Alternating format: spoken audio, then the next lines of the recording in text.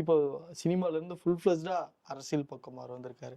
So அதோட வருகை உங்களோட பார்வையில எப்படி இருக்கு? வரட்டும், ஏதாவது மாற்றம் வரத்தானே வேணும். வரட்டும், என்னோட ஆசீர்வாதம் ஓ, விஜய் சார். சிறப்பு. ஓகே, ஷூட்டிங் ஸ்பாட்ல அவரோட என்னென்ன எத்தனை நாள் ஒர்க் பண்ணீங்க?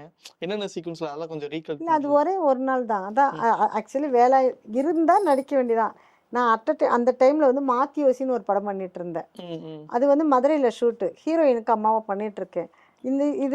இந்த வேலாயுதம் வந்து ஒரு நாள் தான் அப்படின்னு சொல்லி எங்களுக்கு அங்கே கமிட் பண்ணிருக்கேன். ஆமாம் கமிட் பண்ணி போயிருந்தோம். ஆனால் அன்னைக்கு அந்த சீன் எடுக்க முடியல. ஆனால் நான் வந்து அன்னைக்கு நைட்டு மதுரையில் டிக்கெட்லாம் போட்டாங்க. நான் மதுரைக்கு ஷூட்டிங் போயாகணும். அதனால பண்ண முடியாம போச்சு. அந்த கேரக்டர் வேற யாரோ பண்ணாங்க. ஆனா இப்போ ஆனால் நான் ஸ்பாட்டில் எனக்கு அது ஒரு பெரிய மறக்க முடியாத சந்தோஷமான விஷயம். ஏன்னா விஜய் சாரையும் அஜித் சாரையும் அட் அ டைமில் பார்த்துருக்கேன். இப்போ வரைக்கும் ஃபீல் பண்ணுற விஷயம் ஒரு ஃபோட்டோ எடுக்க முடியலையே.